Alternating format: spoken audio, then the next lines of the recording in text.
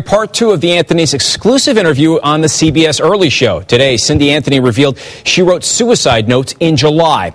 Louis Bolden is live where Kaylee's remains were found. Louis, when Cindy says she contemplated suicide, she was telling Local 6 that she believed Kaylee was alive.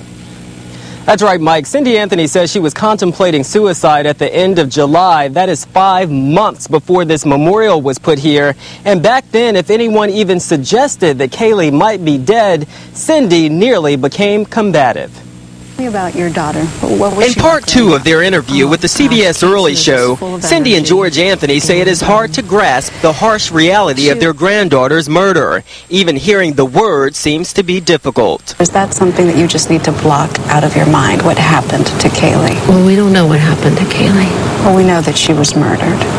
But we don't know what happened to her. That's the thing. Cindy Anthony also opened up about July 15th, the day she finally saw her daughter after weeks, and the day she cornered Casey about Kaylee's whereabouts. It's also the day she made the now infamous call to 911. When I saw Casey, I could tell something was wrong. There's something wrong. I saw my daughter's car today, and it smells like there's been a dead body in the damn car. Do you regret making that call? No. I don't regret anything I did. How can I? It's a call that shows Cindy's state of mind when she found the car Casey had been driving. And it's a call that prosecutors could use to convict Casey. Cindy also told the Early Show that, like her husband George, she also contemplated suicide. A lot of people don't know. I was there too.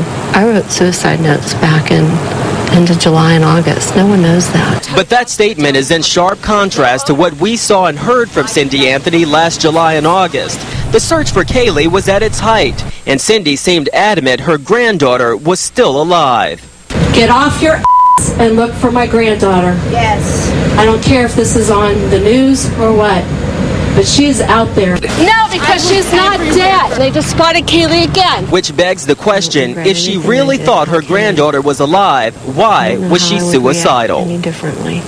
Now, the Anthony's interview with CBS was between 30 minutes and an hour long, but only about 10 minutes of that aired today. We have gotten our hands on the portions of that interview that did not air on the Early Show, and we will have that for you coming up at 6 o'clock. For now, we're live. I'm Louis Bolden, Local 6. Louis, will the Anthonys be doing more interviews?